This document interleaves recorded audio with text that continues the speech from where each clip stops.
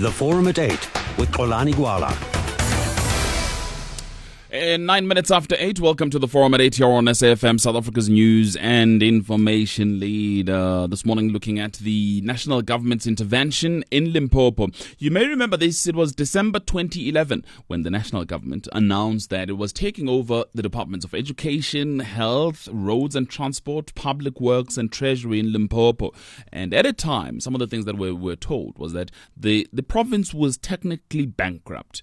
The province, according to Finance Minister Pravin Gordhan, who obviously was at a press conference and announcing some of the problems, faced a potential shortfall of $2 billion at the end of that year's financial year. It was also revealed that the province had accumulated unauthorized expenditure that had grown from 1.5 billion rand in 2009 to 2.7 billion rand in 2011.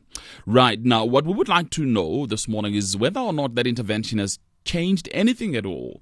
We will be talking to experts, but and also people directly involved with this process. But I would also like to hear from people in Limpopo on the ground, people who use the services of these departments on a day-to-day basis, whether or not they see any difference from the time the intervention came through about a year and 4 months ago. Has there been any change for you if you are a person that uses the services of the departments of education, health, roads and transport, public works and treasury in that province? What has changed, if anything? We'll take your thoughts then at 34701. That's the SMS line here on the program, 34701. But also email me at gwala@sabc.co.za, gwala@sabc.co.za, particularly when it comes to health. And I've even hosted here on the program the health MEC in that province. And we spoke about some of the issues there. There's been a lot reported about the health department in that province. Clearly also issues surrounding the departments such as public works, departments such as education. You know what happened last year,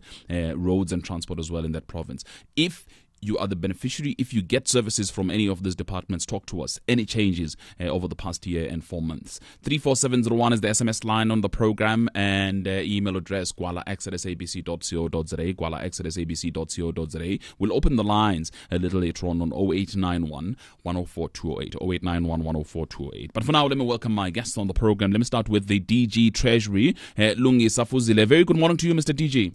Good morning, Gola. Thank you for your time. I really appreciate it. Also, on the other line, I have Mr. Themba Godi. He is the chairperson of Parliament's Standing Committee on Public Accounts. Mr. Godi, good morning. Good morning, Gola. Thank you very much. Elvis Masucha is an independent political analyst based in that province. Mr. Masucha, good morning. Good morning to you, Xolani, and all the listeners. Thank you. Let me start with the DG here. Again, the starting point, as I mentioned, was that the province was technically bankrupt. It was facing a potential shortfall of 2 billion rand at the end of that financial year. Also, unauthorized expenditure in the region of about 2.7 billion rand the previous year. Just tell me how far we've moved from those statistics, Mr. DG. Look, Xolani, let me greet fellow South Africans as well, Sure. and the panelists. I mean, on the finances side, things have improved considerably. Yeah. But before I put figures to that improvement, let me just indicate categorically that that's not all that matters.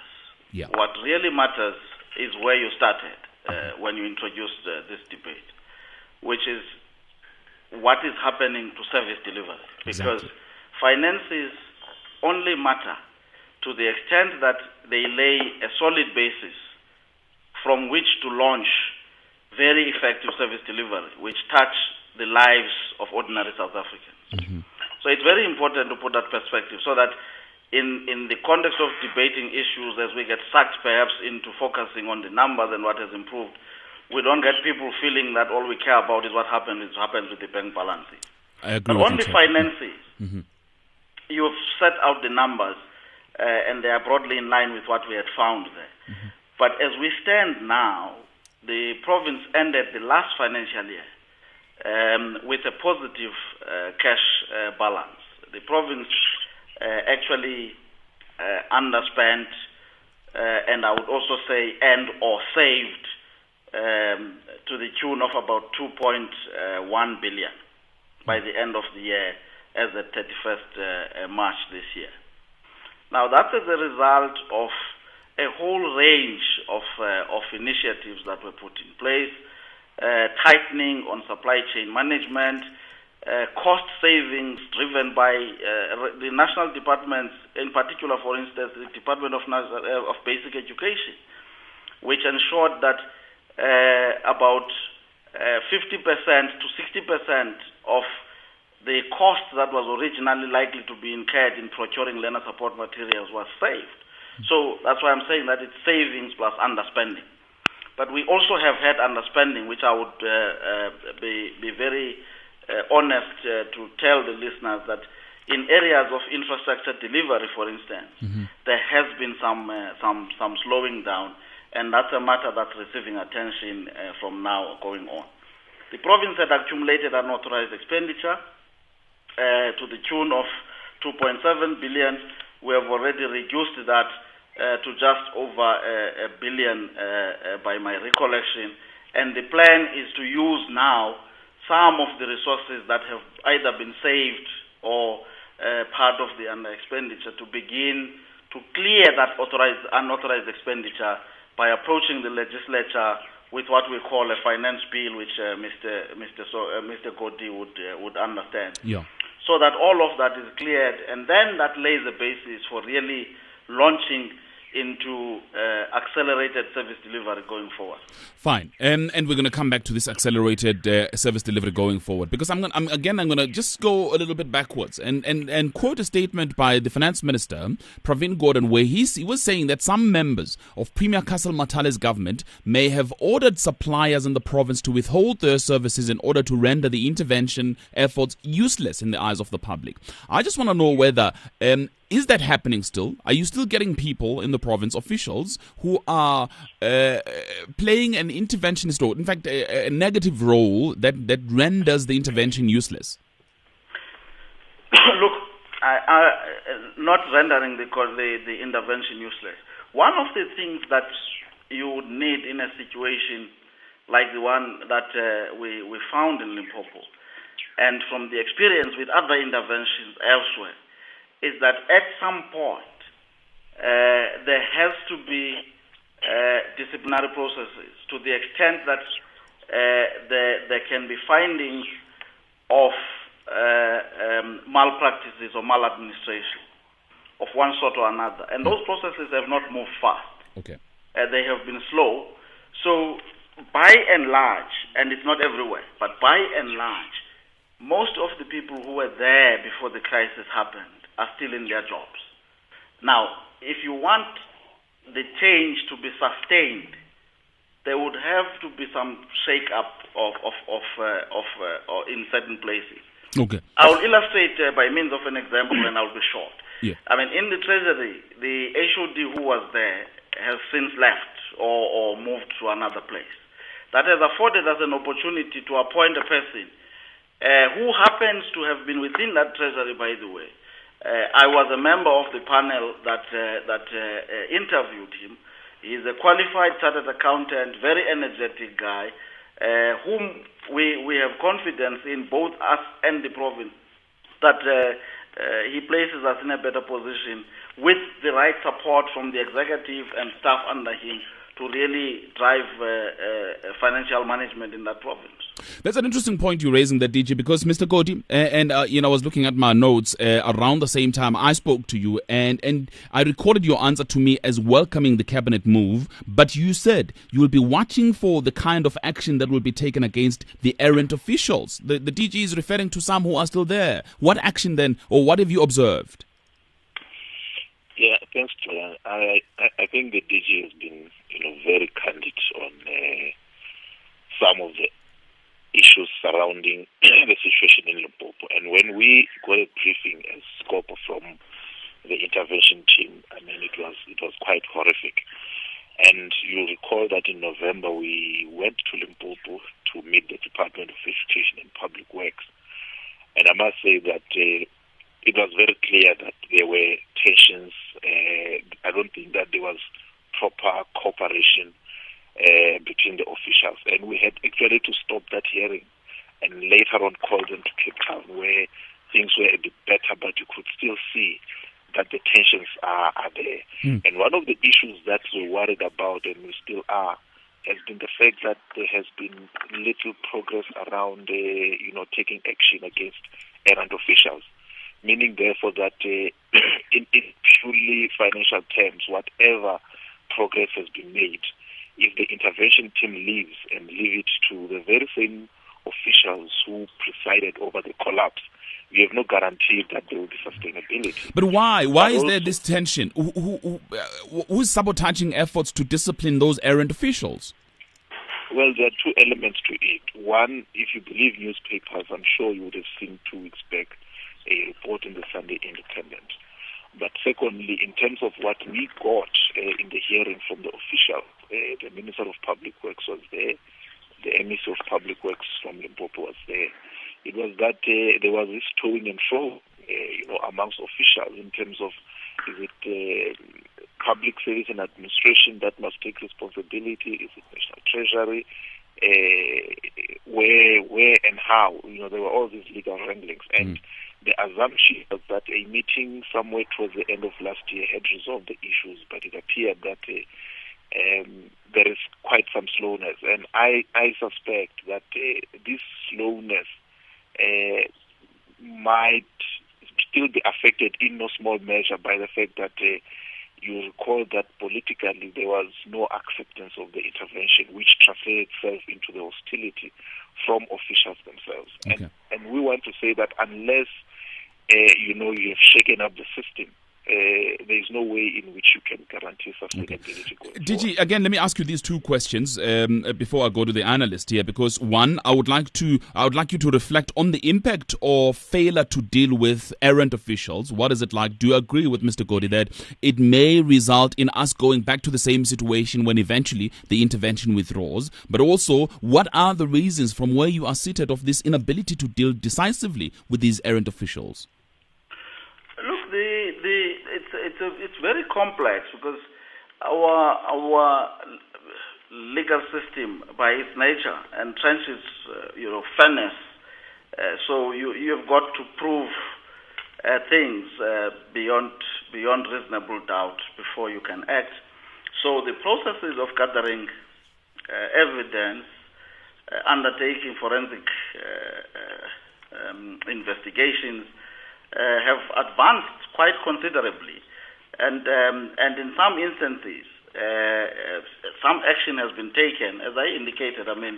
In the provincial treasury, by mutual agreement, the HOD had to be rotated somewhere else, which works faster because the person is not necessarily removed. But when you're going to have to remove a person, in other words, terminate their employment, the requirements are a little bit tougher. And, of course, require then a whole range of people to be involved.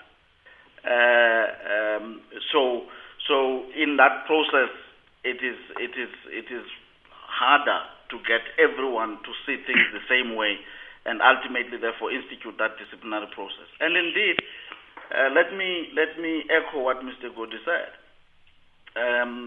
Which I was hinting at originally. It would be futile to find certain people in places having presided over a deterioration, for instance, of supply chain management processes and financial management processes, and then leave the place to them beyond that, so that they can reverse things to where they were. Unless, of course, you are convinced that they have learned something during the intervention, but a year is short. So the best thing, and I've said this to the provincial people right up to the top, that for us to be able to take a fresh look at the intervention, one of the things that we've got to do is to institutionalize good practices, is to have systems in place to make sure that some of the things that had happened, which saw the province deteriorating to the situation that it ended up in, would be minimized or stopped completely. Thirdly, I've said we will need to make sure that there are people with the requisite skills and the requisite orientation to do the right thing. Okay. Mr. DG, the big question, I'm going to come back to you, Mr. Masocha, and I'm also going to come back to Mr. Godi in a minute. I need to take a break. But again, the big question out there is whether or not there's a political will to do exactly what the DG has been talking about. What are your experiences? The lines are open now. 0891 104 208, 0891 104 208, 24 minutes after 8.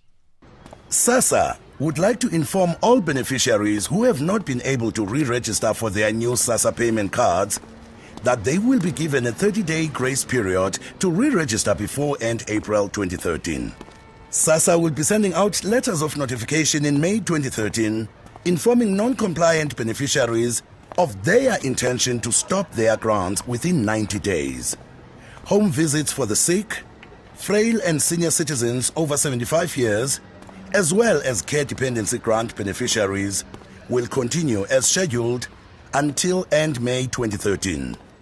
SASSA, paying the right grant to the right person at the right time and place, njalo. Trimethylaminiurea is a condition that makes human sweat smell like putrefying fish. That's what Adam thinks as he winds down the windows of his car. And he's a real sweater, which is why he's decided to sell the car. So should you smell something fishy while viewing the used car options down the road, rather purchase a certified pre-owned Mercedes-Benz from us, guaranteeing perks instead of unpleasant quirks. Visit mercedes-benz.co.za/CPO for more. The Forum at 8 with Xolani Gwala. 26 minutes after 8. I'm going to come back to Mr. Godi in a minute. But Mr. Elvis Masocha, the issue that I picked up is, and you would have heard Mr. Godi a little earlier on saying that initially there was political hesitation, if you will, to accept the intervention. To what extent then has that interrupted, I suppose, or to a certain extent made it difficult for people to do the job that they're supposed to? Xolani, let me adopt an unusual approach here. I think we need to be deeply explorative in our attempt to try to understand the prevailing state of financial governance in Limpopo. My take is that money has never been a problem in Limpopo. The problem has always been centered around bogus and unscrupulous service providers who are stealing from the public coffers.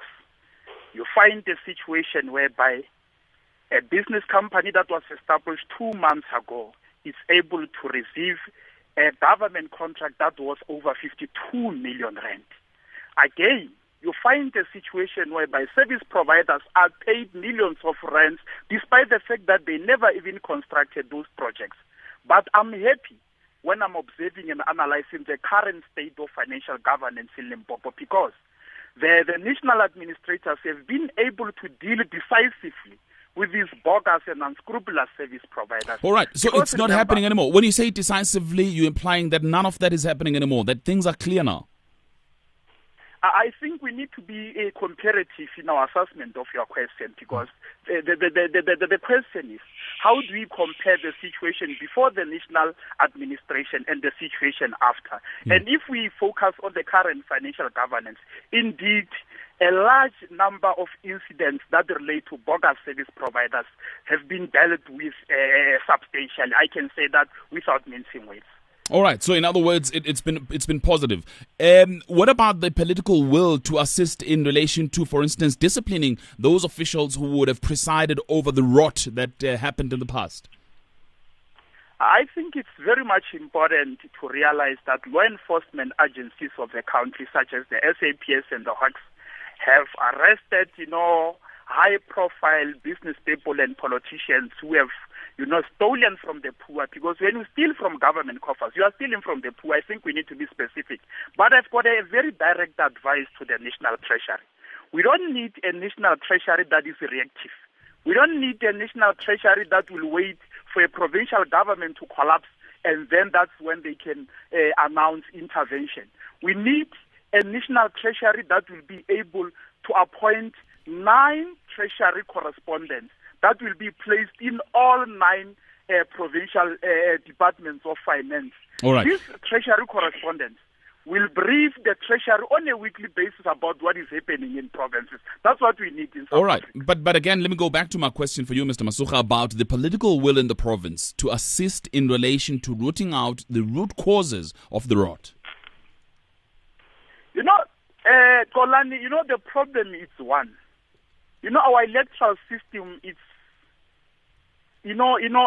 allows a situation whereby a political party has got a very decisive impact on how government functions.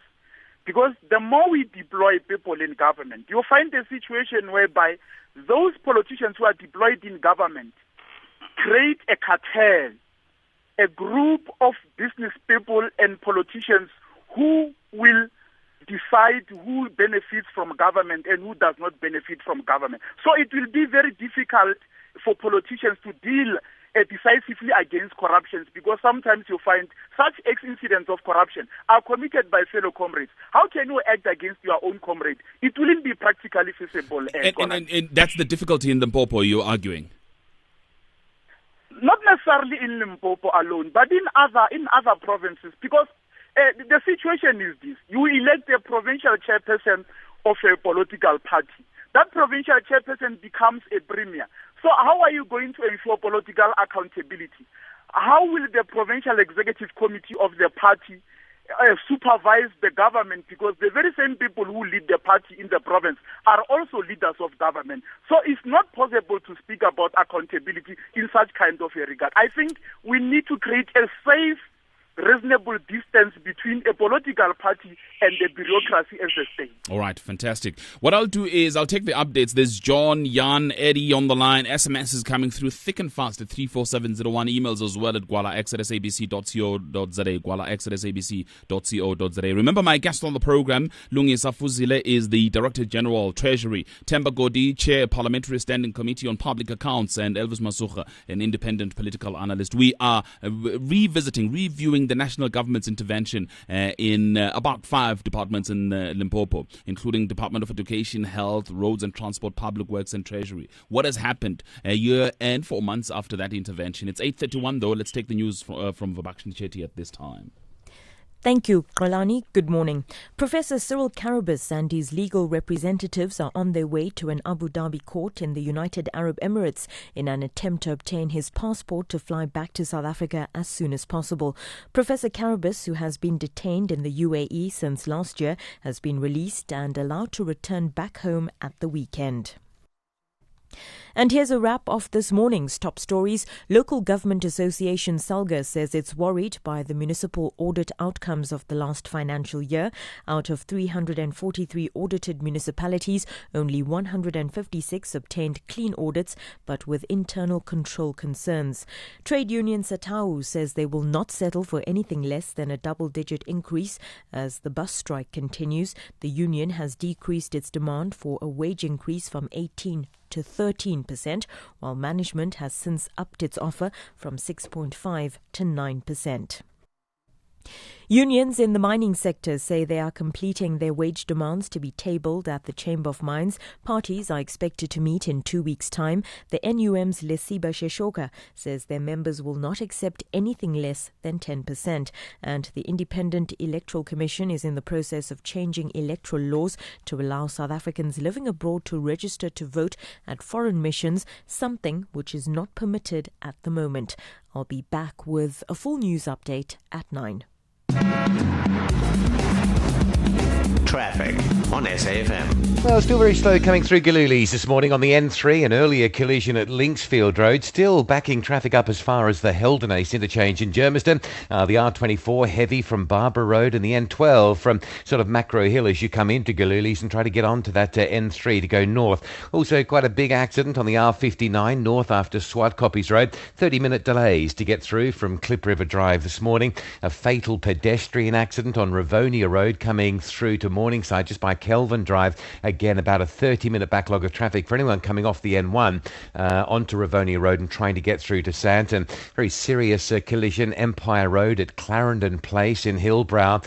Clarendon Place technically is Louis Botha Avenue. Louis Botha Avenue becomes Clarendon Place. So if you're on Louis Botha coming into that part of Hillbrow, there's quite a heavy delay there. And still very slow Empire Road coming in from Auckland Park through towards Braamfontein due to a combination of that accident, some roadworks and traffic lights that are not working. Stationary truck at the double-decker this morning on the Mike 1, so still very heavy from Ormonde. It's still about 35 minutes to clear through. Durban's M7 has been slow and remains so from the N2 highway going all the way down to Titran Road, Rossborough. There's an earlier collision plus a stationary truck. If you're bluff bound coming in from Pinetown, Queensbury, just give yourself plenty of time to get through that traffic.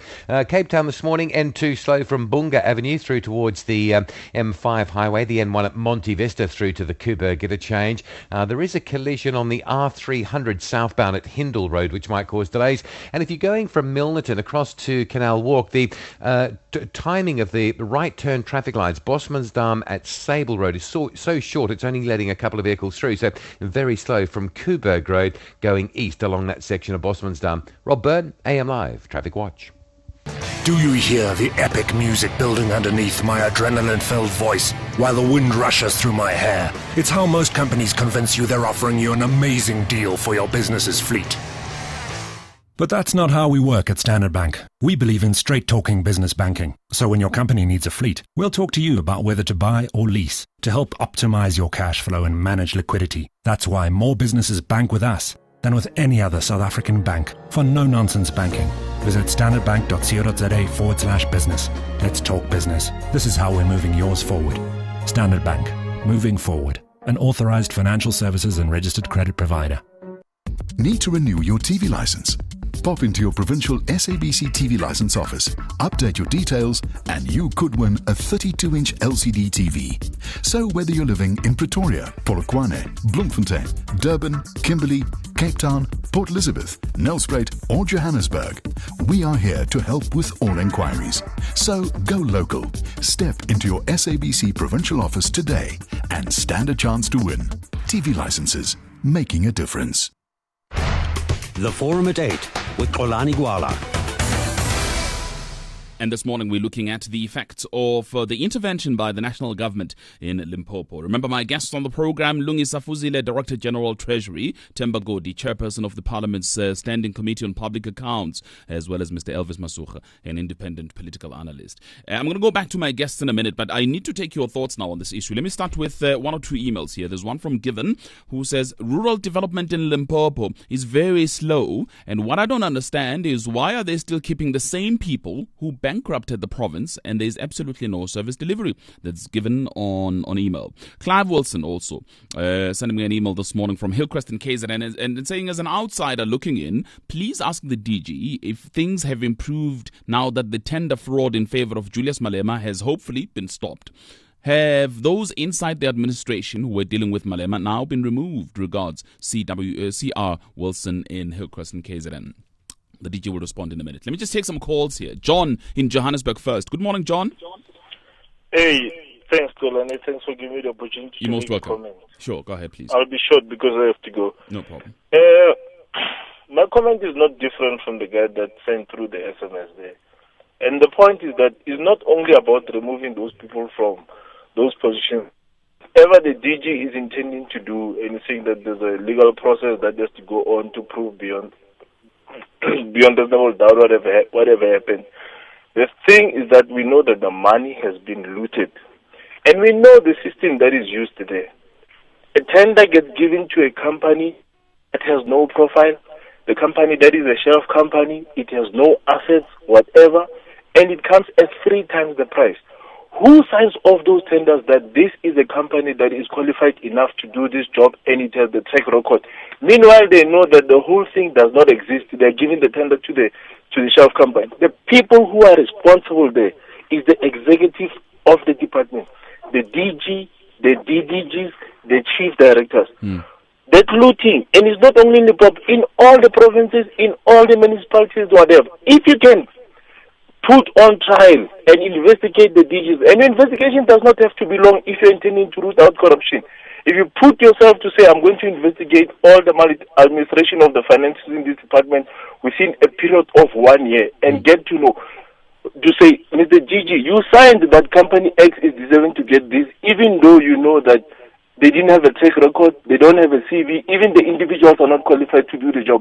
And you gave them this tender at 3 times the price. Yeah. You surely are part of it. You deserve to go to jail. But if you put on trial the DG and his team, and you subject them to say that if you found guilty on maladministration of finances, you are subjected to jail, those DGs are going to tell you that you are not alone. The companies that we've been giving tenders to are the companies that belong to the political executive. Right. And here we are going around the issues every day.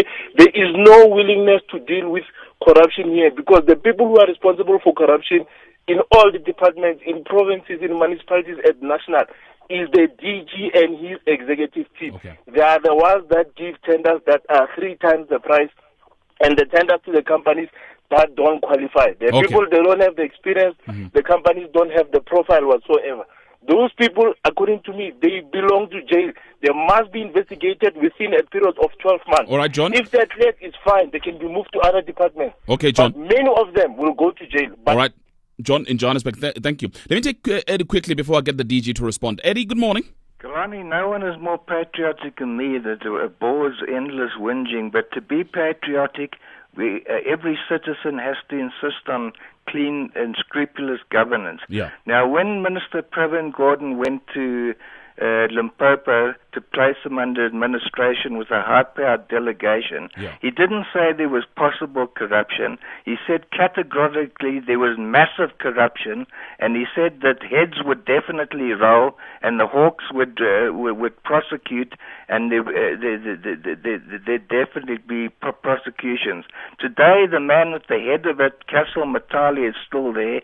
I haven't heard of one prosecution, and this means that either the hawks are not doing their job or there's no political will. And to end off, we skate on the fringes of being a banana republic if we don't insist on proper clean governments and prosecutions. If heads don't roll, then Minister Gordon's words are hollow. Thanks very much, Eddie. for the Thank you opportunity. very much. I really appreciate it. Again, let me go back to Mr. DG, because you can clearly hear it and feel it from what people are saying here, that this is a critical test case. If nothing is done in Limpopo, then we're on the verge of becoming a banana republic. I mean, I wouldn't almost getting distracted now by this banana republic story, but if you think about it, I mean, Limpopo is 1 out of 9 provinces, right? Not to say that what's happening there is absolutely confined there, but we've got functional provinces, 270-something municipalities, most of which are functional.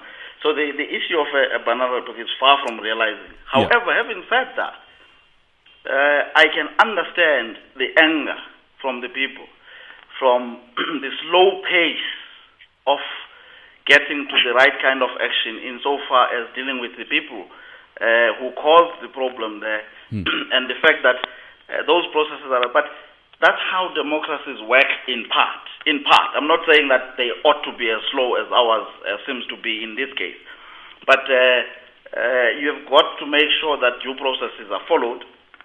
And let me say that, I mean, look, we have been in public as the Treasury indicating that about 38 cases where high probabilities of corrupt acts occurred were handed to the law enforcement agencies, and they have acted to a certain degree. For instance, in health, I understand that in 2012 one person was arrested and the case is in court, has been remanded twice. In transport, 20 people were arrested, and earlier on someone had referred, and rightly so, to high-profile cases of people who have been charged. But those processes, by their nature, they take long. They take long. Now, there are quicker processes, by the way, but the disciplinary processes in government ought to work faster, Golan.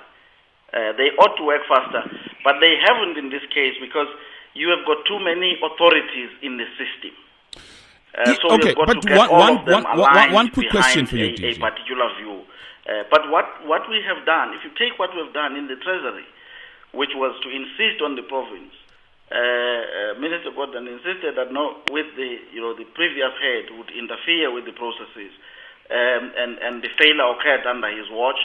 He can't stay there, so he has moved. So you have got to think creatively in the context where these other processes work slowly.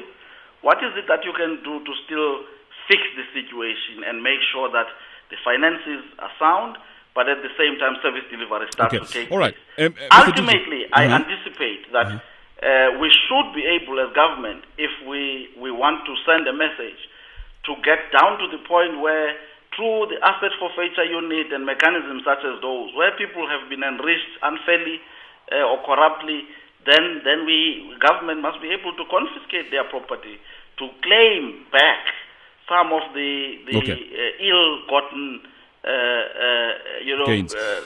Monies from all right, DG, I'm sure you want to hear the input by Mark Haywood. He wrote an article in one of the newspapers this morning, and he's going to talk about his take on this matter. He's been talking a lot about this matter of the origins of corruption in Limpopo. Mark Haywood of Section 27. But before I go to him, and before he gives us his input and his thoughts on this matter, let me bring back again the chair of the Parliamentary Standing Committee on Public Accounts, SCOPA. Mr. Godi, you heard my listeners. There's a lot of anger, and again, the issue is this is critical. It's critical that the country is seen to be acting against those who are falling foul of the law in Limpopo. Otherwise, it may serve as an example for others elsewhere to continue stealing without any consequences.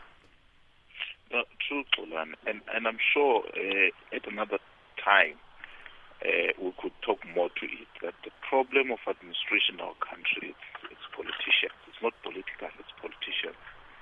You will recall that in Limpopo there was an MSc Kacharia who was removed. There was an HOD Rob Tuli who was removed, which then opened the floodgates for the situation that we have. So the problem there is not purely administrative, as it wouldn't be anyway. So without the political will and without dealing decisively with the political environment, that creates the necessary conditions for this administrative malaise. You will not correct the situation. And taking action is not an option, it's a must. All we are saying that it must happen faster and it must be seen to be decisive. But why is it not happening faster? You are SCOPA, for instance, you are monitoring these things, you are looking after the public purse. Why are people not arrested? Well, look, when we had our last hearing with Public Works from Limpopo and National, we were shocked to find that it was only then that the dossiers were being given to the Hawks. But the people from National Treasury, clearly, I wouldn't say they're exasperated, but definitely there is some tinge of frustration with their colleagues. Even during the hearing, you could see the body language among the top officials from National and the province that there is just no cooperation. So for me, that lack of cooperation from the Limpopo side is the one that is slowing things down. Okay, lack of cooperation. Mark Haywood, I mentioned that you've written on this matter. Is that how you see it as well? Lack of cooperation from the people in Limpopo? Good morning, Polani. Thank you. Yes, there certainly is a lack of cooperation. Look, I mean, I think I agree with most of your callers. What you're looking at in Limpopo is the overlap between political patronage and corruption. And, you know, I've been working in Limpopo, obviously, through the textbooks crisis and the health crisis. And what I can tell you and your listeners is that after the 2009 election, as a reward for support in Polokwane, government departments were taken over, and that they were then systematically reconfigured in some instances to make it profitable and open for theft. And we've seen that in the basic education department, for example, with textbooks tenders, for example, with the way that money that was meant to go for norms and standards for schools was cut and taken away from those schools and diverted into people's pockets. You know, Kolani, I fully support the Treasury's intervention, but I would argue that if we're to learn from this, actually what we need is a commission of inquiry into the whole process of looting that took place in Limpopo. And the last thing I'd like to say is that it's not limited to Limpopo. There are characteristics of Limpopo going on in the Eastern Cape Health Department, in some of the other departments, And that, again, is why we have to think that this is not just a blip that has happened once and will never happen again. All right, Mark, So thank you. We need to look at it carefully. Sure, Mark, thank you. Let me get the DG to give me his last comments. He has to go. He has a meeting. DG? Kolani, these are tough issues, very tough, and indeed they call for decisive action. And we remain hopeful, and Mr. Goddy is right. Some of these processes are frustrating. They take long, but it is in the nature of a constitutional system like ours. But at the same time, the complexity of the issues that we're dealing with, given the nature of our spheres. We do have early warning systems. We could see the Limpopo situation coming. We did warn the province.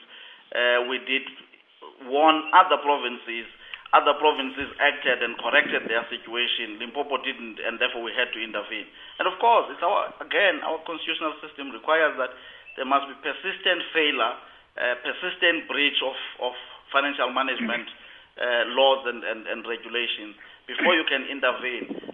Intended, again, to prevent abuse so that interventions may not be used necessarily for political purposes and stuff like that. So people must bear that in mind. But what's very important, Roland, is that whilst we also have to root out corruption, but for the average person in Limpopo, for a kid in any part of Limpopo, for a person who needs to use health services, what matters is getting those services back on track, making sure that they work. I was pleased to notice that by and large, Limpopo kids were able to receive textbooks in time. We have replaced boilers in 43 of the hospitals there. So we're gradually fixing the services. And indeed, we're going to now focus primarily on ensuring that infrastructure delivery, which has almost stalled, also gets on track and starts working. I'm not, therefore, by saying that, dismissing the fact that we've got to deal with what has happened in the past. But you can't change the past, use it to learn from it.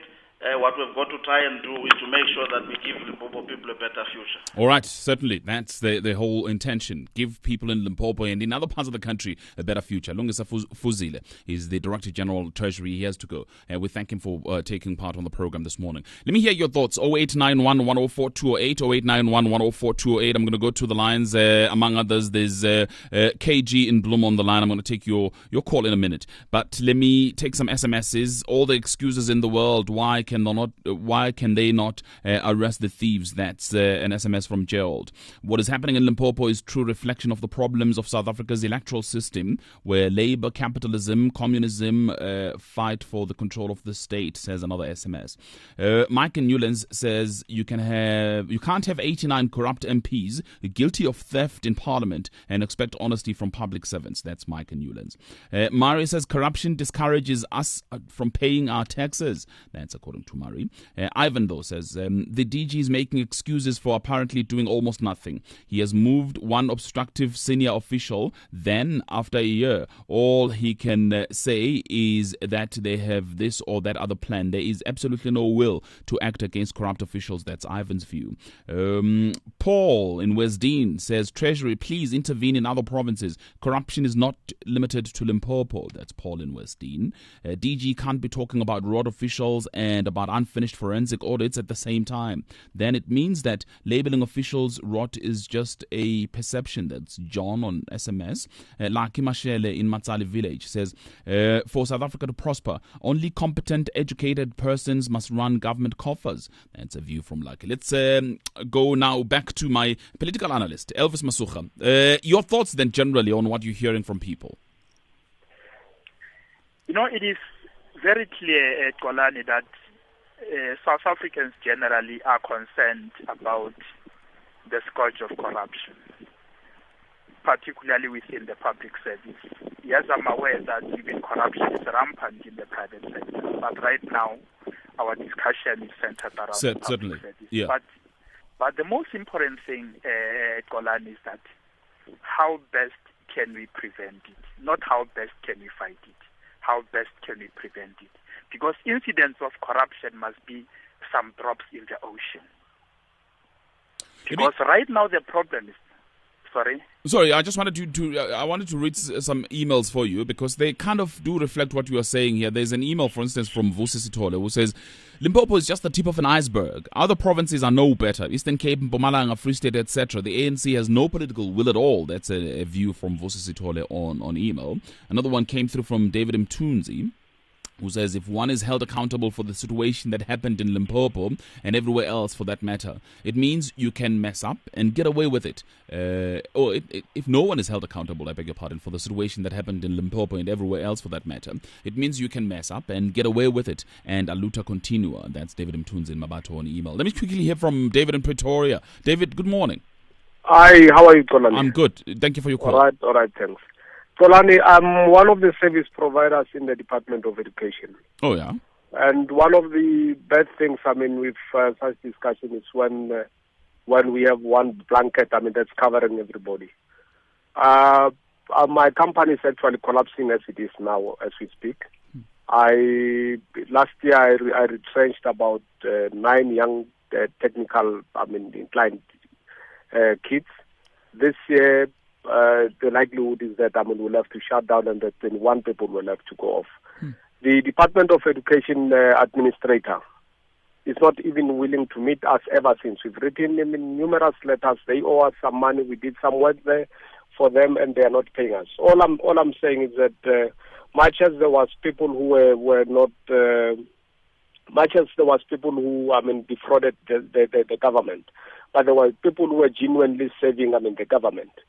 And the administration, what it did, it failed to separate and deal with issues specifically and say, let's deal with these issues and say, if these guys are wrong, let them be prosecuted. But if they are not wrong, let's sit down on their issues and say whether they need to be paid or not.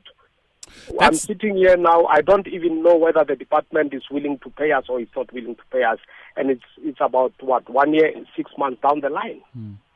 Well, that's another side of the story, an important side of the story, that ever since the intervention, perhaps then providing services is difficult. I really thank you for sharing your experiences with us, David in Pretoria. Thanks. And I'm just wondering whether you would have heard of many similar cases, Mr. Godi, coming out of Limpopo. Perhaps people who are saying, well, ever since the intervention, then they're not even paying some of us legitimate service providers. Well, Jolan, I must say that I'm surprised about David's input, and I would encourage him to get in touch with me, because what the intervention team has told us has been that they've actually been calling on service providers who are being owed to say, come and prove your case. So if he says that they've been refusing to meet him, I think that flies on the face of what they have promised us. And I don't think it will be fair if indeed he did a good job for that not to be paid or actually to be evaluated. And just your closing remarks again, Mr. Godi. It's been again one year up to 6 months, and these are the things that we're hearing from people on the ground. I can read you so many SMSs. For instance, there is somebody in Bulubedu who says people are made slaves by bogus contractors appointed by Mupani municipality. Abram Goman in Pretoria, financial maladministration has cost patients lives. No food, no medication in hospitals. Bill and PE, ANC sets the standard for mediocrity and embrace it. So many SMSs are coming through here. Ultimately, what then do we do? What is the solution, Mr. Godi? I think, Tolani, like I said, our problem is political. The administrative collapse, it's merely the symptom of a political challenge, of a political will. And unless and until we because you see, the intervention team reported to us that the executive, that is the premier and his MECs, approved illegal, payments. And we were saying if the executive approves payments outside, the provisions of the law, then you don't need that executive to remain there. And for as long as it is there, you are going to have all these administrative problems. So the problem is primarily political in my view. All right. And, the political analysts wrap it up then. How do we tackle the political problem, if you agree with what Mr. Godi is saying? The best way to deal with that political challenge, Kolani, is that we must have a a political party summit whereby all political parties represented in parliament, they meet in that conference. They agree that they will create a very safe, reasonable distance between their parties and the governance that they lead, be they at municipal, provincial, and national level. I think we need such kind of a summit, because the problem is a political party goes to a conference, elect leadership in that province. The chairperson of that province becomes a premier. And the moment that person becomes a premier, he or she creates a cartel, a powerful group of politicians, business people, and friends who are going to control a better life within that particular province. That's a danger. That's the root cause of all financial problems in our province. Okay. Elvis Masuka, I've got to thank you for your time this morning as an independent political analyst. I really also thank Mr. Themba Godi, who is the chairperson of Parliament Standing Committee on Public Accounts, SCOPA. And thanks indeed for your time. Lungisa Fuzile is the DG. He joined us a little earlier on. He is the DG of Treasury. Thanks indeed to him as well. I thank you for the input on the show. SMS's this one here from Charles in Cape Town, which is actually quite true. He says you need to have Pravin Gordhan to come through and explain what's going on in Limpopo. We'll try for the finance minister to come through here, Charles. Right then, I also would like to thank the team, Misho Shandlale, Tracy Bumgard, those are producers, senior producers, Lungile Mabaso and Zinat Abdul, technical producer today, Mark Prella, forum producers, Ronald Puri and Jake Mukoma, Bulukoto, executive producers, Busi Chan and Obrusechia. My name is Kolani Gwala. I shall be back a little later on this evening, Thinking Forum, talking about violence in South Africa, 7 to 9 this evening here on us. It's 9 o'clock. Cheers.